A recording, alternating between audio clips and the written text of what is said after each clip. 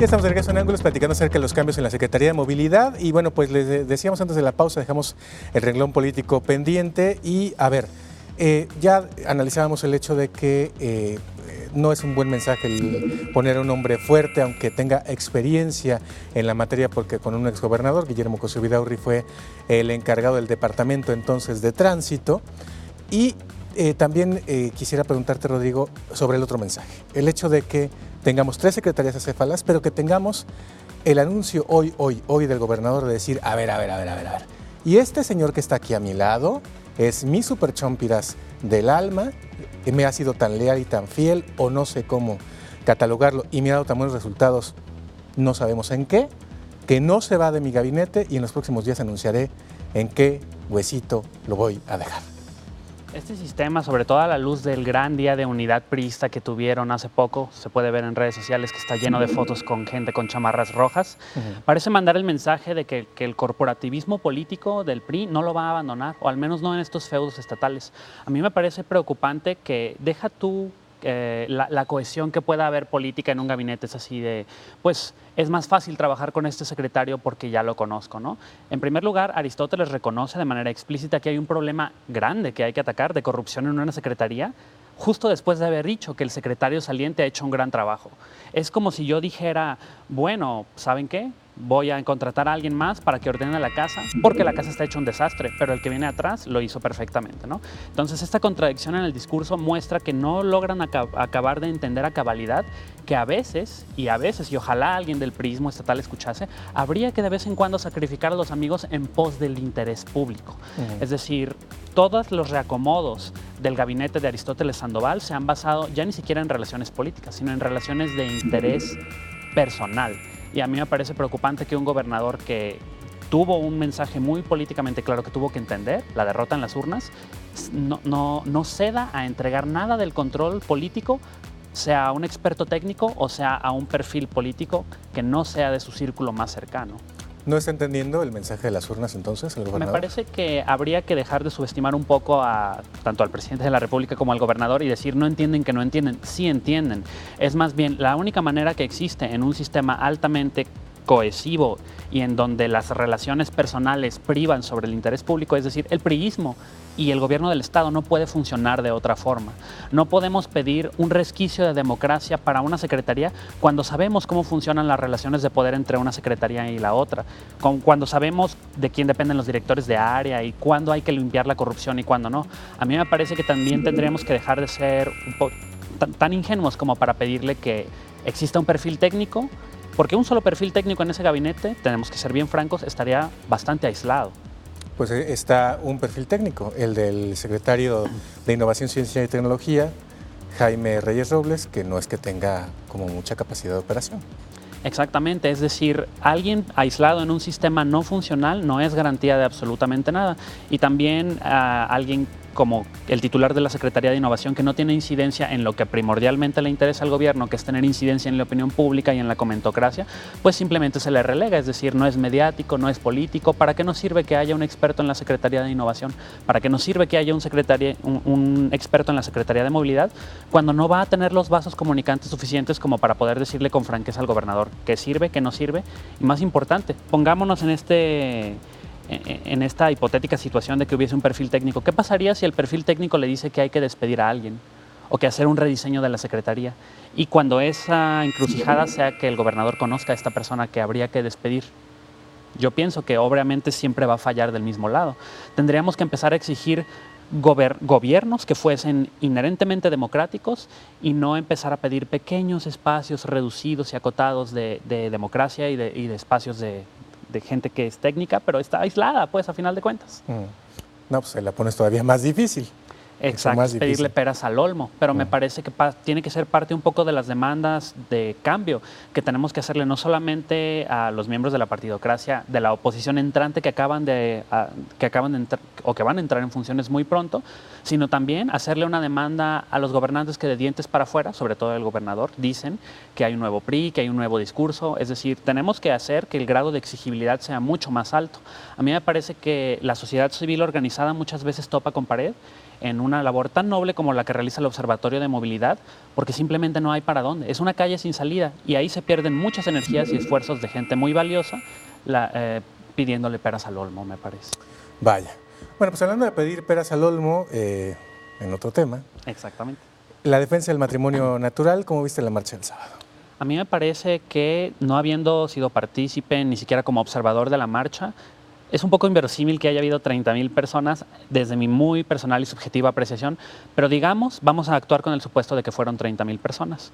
A mí me parece que comunica dos realidades políticas. Uno, que el catolicismo y el conservadurismo en Jalisco no han desaparecido. Es decir, muchas veces quienes estamos a favor de la ampliación de los derechos humanos y de que a las personas que somos iguales se nos trate igual legalmente, tal vez se nos olvida que hay una gran comunidad que está no solamente no a favor de la ampliación de derechos, sino que ven con recelo que quienes desde la diferencia, sea por su orientación sexual o política, reivindican derechos, los están atacando a ellos. Yo lanzo la pregunta retórica al auditorio: ¿en qué me afecta a mí, siendo de una preferencia sexual heterosexual, el que una persona decida casarse con alguien del mismo sexo?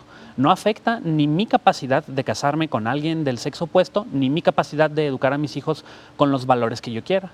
Así que me parece que habla mucho de este mal entendimiento de que los derechos de los demás afectan mis derechos. A mí me parece que nadie debería de renunciar a que se trate a las personas de manera igual, simplemente de manera legal. Imagínate que mañana se legalizase el matrimonio igualitario. Aún hay una brecha enorme en el tratamiento subjetivo de discriminación de la sociedad jalisciense ante quien osa ser diferente. A mí me parece muy, muy importante que tomemos en cuenta que existe un sector así, y que tenemos que ver cómo le hacemos para trabajar, ahí sí, todos los jaliscienses, para que a todos los jaliscienses se les trate igual y respectivo de su preferencia sexual.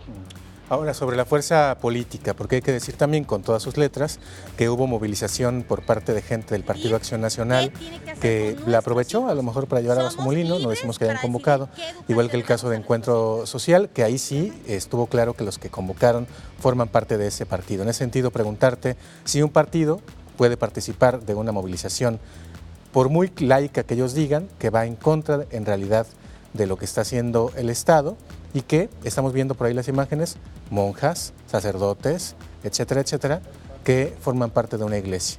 La participación de la iglesia, la participación de líderes políticos del PAN y del Partido Encuentro Social, ¿cómo la ves? A mí me gustaría llamar a aquellos que nos están viendo y que tal vez fueron a la marcha a que se preguntaran lo siguiente. Imagínense que alguien de repente les dijera que comparte sus convicciones, pero les está cobrando algo a cambio de compartirlas. Esto es lo que hacen los líderes partidistas al convocar de manera tácita esta marcha. Están ganando algo con decirles que comparten sus convicciones. Pregúntense si quieren ser utilizados políticamente, no para defender sus convicciones, sino para ganar votos y réditos políticos. Eso es a mí lo que me parece que tendrían que hacerse como pregunta fundamental quienes fueron a la marcha. ¿Quieren compartir ese espacio con alguien de un partido político que solamente les dice que defiende sus convicciones? Eso es un autoexamen que tendrían que hacer quienes fueron a esa marcha. Y ya como alguien que no comparte fundamentalmente, que no es un secreto, las causas del ultraconservadurismo, me parece que no está mal que un par de partidos políticos que son de centro derecha o de derecha cristiana convoquen, está bien, pero que lo hagan institucionalmente y con todas las consecuencias que ello acarrea. Es decir, si el Partido de Acción Nacional y el Partido de Encuentro Social deciden volcarse tras la causa de defender el modelo tradicional de familia, háganlo. Y que sus dirigentes salgan a establecer postura y que podamos saber, no por debajo de la mesa, sino si está fluyendo dinero partidista, si se está convocando dentro de las iglesias de manera legal o ilegal a una marcha con carácter político, para saber cuáles realmente son las convicciones políticas de quienes convocan. Así, si todos somos transparentes, podremos saber cómo está el tablero y de a cuánto nos toca. Parte de lo que vimos en la marcha, los que sí asistimos, es que la gente que llegaba se reportaba, buscaba, se hacían grupitos, una cosa muy curiosa, y buscaba a su sacerdote para irse a reportar con él. Y por ahí sacamos algunas fotografías de sacerdotes que estaban literalmente dirigiendo la marcha con megáfonos. ¿Eso se valdría o no se valdría en un estado como el nuestro, que en teoría es laico? Pues en teoría no tendría por qué estar vedada la participación política de un ministro de culto de manera personal. Lo que raya en la fina barrera que puede separar el laicismo de la participación político-religiosa es cuando estos ministros de culto utilizan su posición de influencia social ya para tener un accionar político, es decir, le dicen a la gente qué está bien o qué está mal. Y esto pues está plenamente prohibido cuando se hacen llamados al voto o en contra del voto. Y me parece que aquí los ministros de culto están habitando esta área gris, que es un poco el legado histórico de primero, el Estado mexicano que fue muy anticlerical, y a partir del 94 con Salinas que se restablecen relaciones con el Vaticano, es una especie de coexistencia y tolerancia. Es decir, sabemos que hay muchas partes del pueblo mexicano donde hay un catolicismo respetable de raigambre, pero no hemos sabido encontrar los mecanismos para que los ministros de culto y las personas de fe expresen sus convicciones políticas sin vulnerar los derechos de los demás. Me parece que esta es la discusión que tenemos que tener.